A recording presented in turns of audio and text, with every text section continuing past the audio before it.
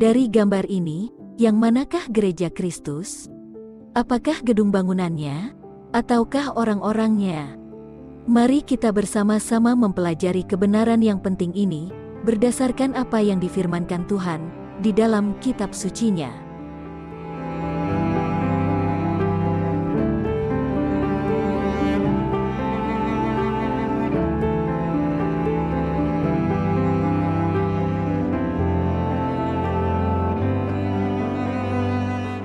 Sebagaimana seorang suami adalah kepala daripada istrinya, demikian juga Kristus adalah kepala daripada gerejanya.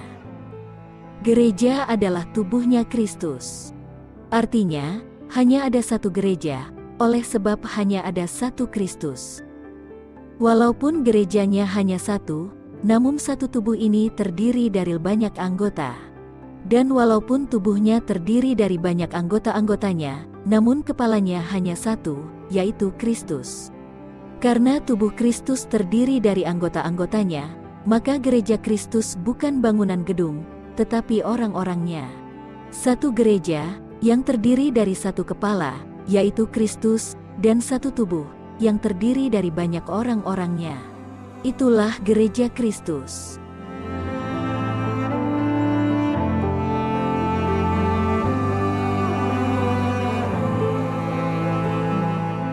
Bapa di surga ada gerejanya. Gerejanya bukan gedung katedral, bukan yang ditetapkan negara, bukan denominasi-denominasi.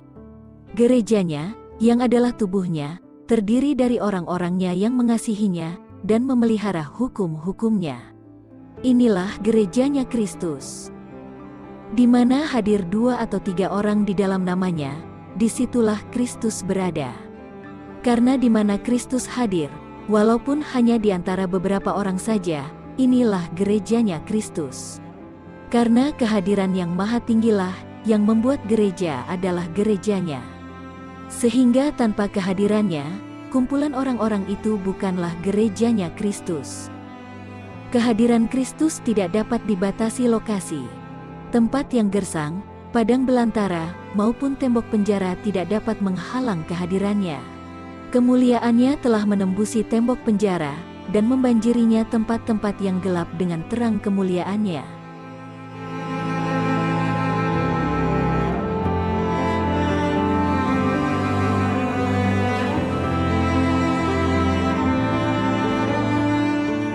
Bapa yang menciptakan bumi ini, dan segala isinya, tidak berdiam di dalam bangunan-bangunan gereja, yang dibangun oleh tangan-tangan manusia.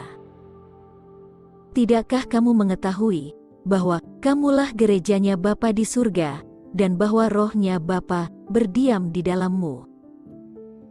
Bapa dan anaknya hadir melalui rohnya mereka.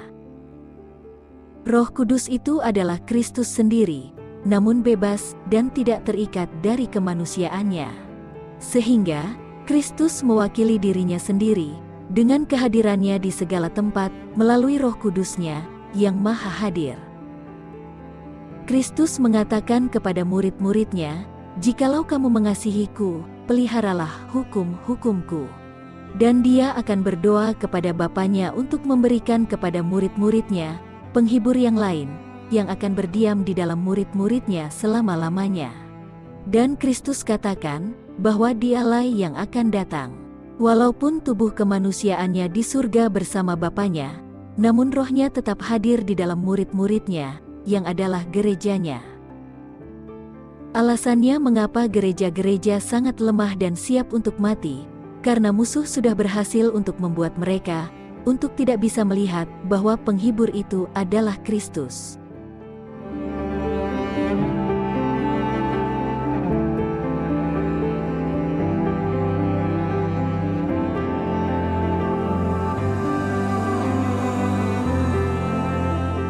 Artinya, gereja yang menyangkal bahwa Roh Kudus itu adalah rohnya Kristus, tetapi oknum selain Kristus, bukanlah gerejanya Kristus, karena hanya dengan berdiamnya Roh Kristuslah, gereja itu adalah gerejanya Kristus. Pengertian ini sama dengan Adam, jika dia menyangkal bahwa nafas kehidupannya itu bukan rohnya Kristus, maka Adam bukanlah tubuhnya Kristus, karena firman roh kebenaran tidak berdiam di dalamnya. Di saat Adam dan Hawa percaya perkataannya setan, firman roh setanlah yang berdiam di dalam mereka, sehingga mereka bukan lagi gerejanya Kristus.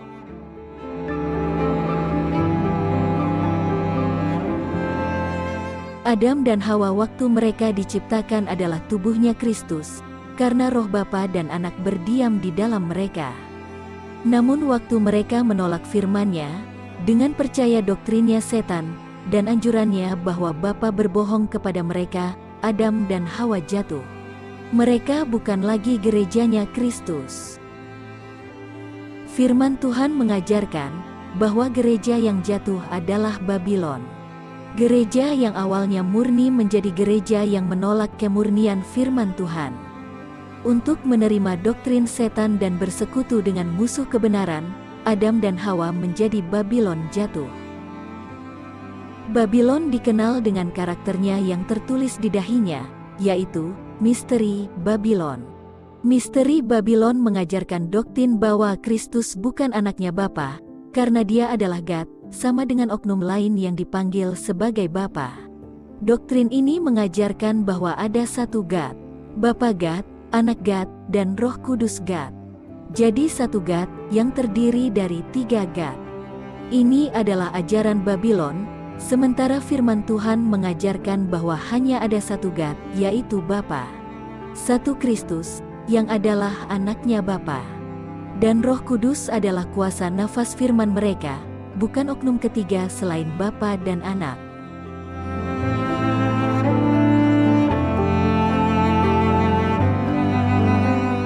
Ada orang-orang yang tidak mau mengakui bahwa Kristus adalah anak Bapanya, yang adalah God.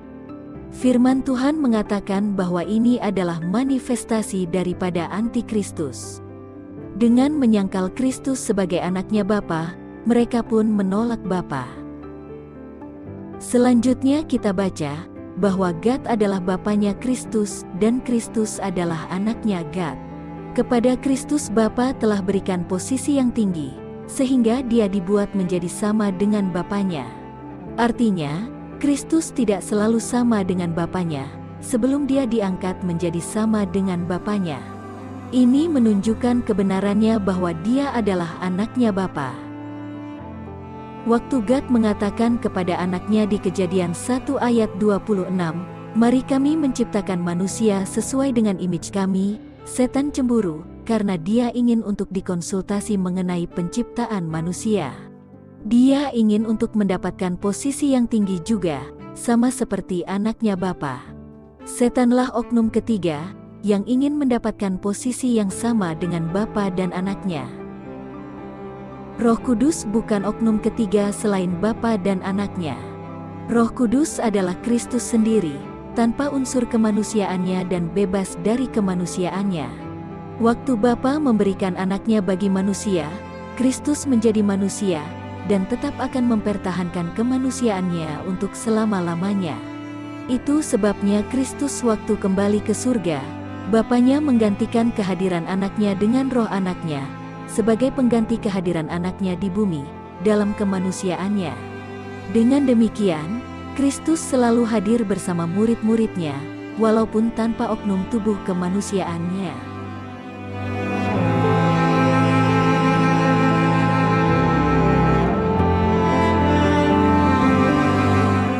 Itu sebabnya Kristus mengatakan kepada murid-muridnya, yang adalah gerejanya, "Aku akan tetap bersama-samamu selalu."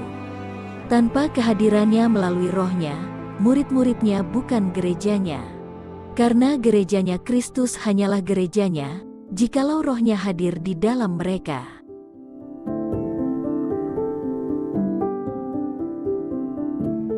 Sebelum Kristus disalibkan, dia mengatakan kepada murid-muridnya bahwa dia perlu pergi ke Bapanya di surga. Dan Bapa akan memberikan kepada mereka Roh Kudus, yang kita mengerti adalah Kristus sendiri, tanpa tubuh kemanusiaannya. Itu sebabnya, walaupun Kristus mengatakan bahwa penghibur yang lain nanti akan datang, namun, yang akan datang adalah dirinya sendiri, waktu dia mengatakan bahwa "Aku akan datang." Aku tidak menginginkan gerejaku tanpa kehadiran Rohku, oleh sebab itu, aku akan datang kepadamu. Janji kedatangannya digenapi pada hari Pentekos, di saat murid-muridnya sedang merayakan Fis Buah Sulung pada waktunya. Di saat itulah, Roh Kristus diberikan tanpa batas.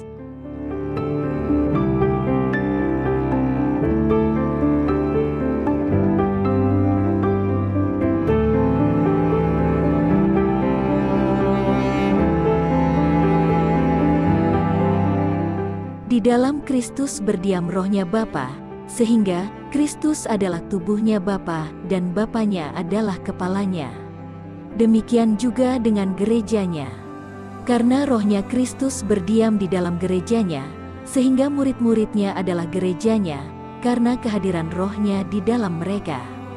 Kalau Roh Kudus adalah oknum selain Kristus, sehingga Roh itu tidak berdiam di dalam tubuhnya Kristus, maka oknum Roh Kuduslah yang berdiam di dalam murid-muridnya. Dengan demikian, murid-muridnya Kristus bukanlah gerejanya Kristus. Karena gerejanya, hanyalah gerejanya Kristus kalau Rohnya Kristus, yang berdiam di dalam tubuhnya, yang berdiam di dalam murid-muridnya. Doktrin Trinitas mengajarkan bahwa walaupun Kristus dan Roh Kudus adalah God, namun Roh Kudus bukan Kristus. Sehingga Roh Kudus bukan Rohnya Kristus, melainkan oknum yang lain selain Kristus. Dengan ajaran doktrin Trinitas ini, kita bisa mengerti bahwa tidak ada gerejanya Kristus di bumi ini. Yang ada adalah gerejanya oknum ketiga, yang namanya adalah Roh Kudus. Doktrin ini berusaha untuk menggantikan fondasi gereja Kristus dari batu ke pasir.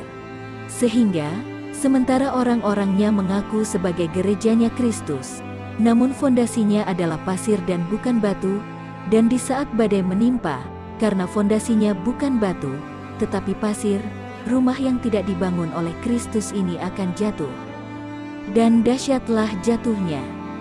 Gereja yang membangun fondasinya di atas pasir, yang jatuhnya pasti, adalah Babylon.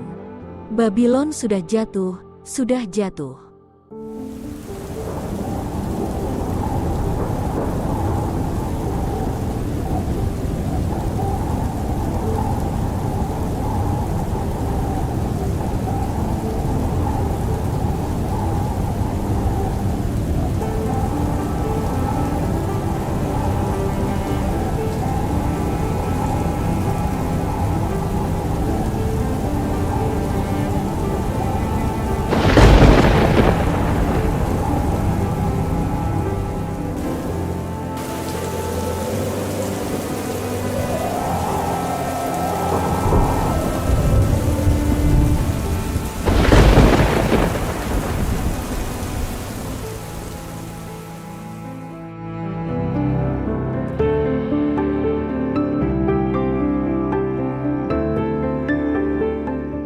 Setan akan bekerja mujizat-mujizatnya untuk menipu. Dia akan menetapkan kuasanya sebagai kuasa yang tertinggi. Gereja Kristus kelihatannya sudah mau jatuh. Namun gereja Kristus tidak jatuh, karena didirikannya di atas batu kebenaran firman Tuhan. Gereja Kristus mengerti bahwa Kristus adalah anak Bapa, dan Roh Kudus adalah rohnya Bapa dan rohnya Kristus, bukan oknum ketiga di surga. Dan di atas kebenaran inilah gerejanya didirikan. Itulah sebabnya gereja Kristus tidak akan jatuh. Yang berguguran di saat ini adalah mereka yang tidak berfondasi kebenaran ini. Sekam terpisah dari gandum. Orang-orang berdosa di Sion akan tersingkir dari Sion. Sion adalah Yerusalem di surga, gereja Kristus yang nama anggotanya tercatat di surga. Anggotanya termasuk malaikat, yang jumlahnya tak dapat dihitung. Walaupun gerejanya di bumi ditiup badai yang keras, tapi gereja Kristus tidak bisa jatuh, karena mereka hidupnya berdasarkan setiap firman yang keluar dari mulut Bapa. Sebagaimana setan tidak pernah dapat menjatuhkan Kristus dalam setiap penggodaannya, gereja Kristus pun demikian. Ini disebabkan karena roh Bapa yang berdiam di dalam anaknya, berdiam juga di dalam gerejanya. Sementara gereja yang tidak berfondasi Kristus sebagai anak Bapa, semuanya tersingkir dari Sion di saat badai keras meniup.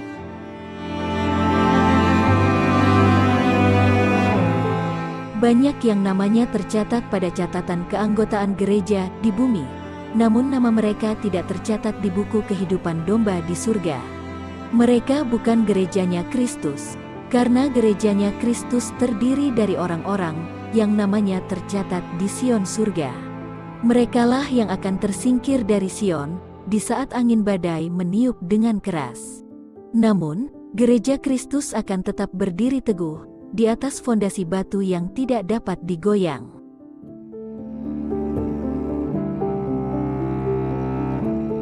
Mereka yang namanya tidak tercatat di buku kehidupan domba akan menyembah Dia. Dia adalah malaikat yang mau diangkat menjadi sama dengan Bapa. Dia yang mau membunuh bayi Kristus di Bethlehem. Dia yang minta Kristus untuk jatuh tersungkur dan menyembah Dia di padang belantara. Dialah yang cemburu terhadap Kristus, karena Dia tidak dikonsultasi Bapa dalam rencana penciptaan bumi kita ini.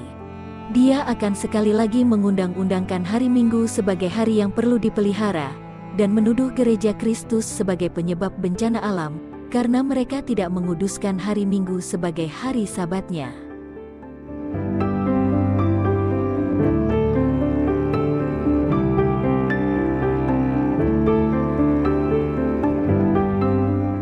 Dan mereka yang namanya tidak tercatat di buku kehidupannya domba, akan menerima tanda di dahi mereka.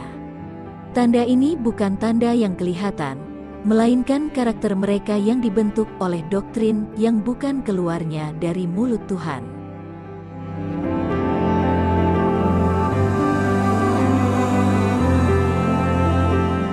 Sementara, 144.000 bersama-sama dengan Kristus berdiri di Bukit Sion. Dan di dahi mereka tertulis nama Bapa, yang adalah karakternya, yang diungkapkan secara tertulis pada hukum-hukumnya, statutes dan judgments-nya. Merekalah yang mengikuti Kristus melalui setiap firman-Nya, kemana saja Dia pergi. Karakter Bapa dimeteraikan di dahi mereka oleh Roh-Nya Anak Bapa yang berdiam di dalam mereka. Mereka, bersama-sama dengan jumlah yang tidak bisa terhitung banyaknya, adalah gereja Kristus di bumi, sementara nama mereka semua tercatat di surga. Merekalah tubuh Kristus. Dan karena Roh Kristus selalu berdiam di dalam Kristus, mereka pun akan untuk selama-lamanya adalah gerejanya Kristus.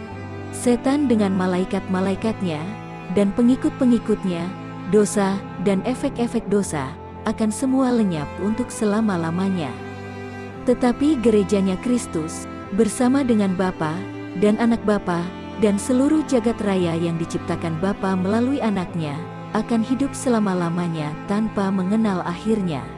Inilah yang dijanjikan Bapa bagi siapa saja yang percaya di dalam Anaknya, tidak akan binasa, melainkan memperoleh kehidupan yang kekal.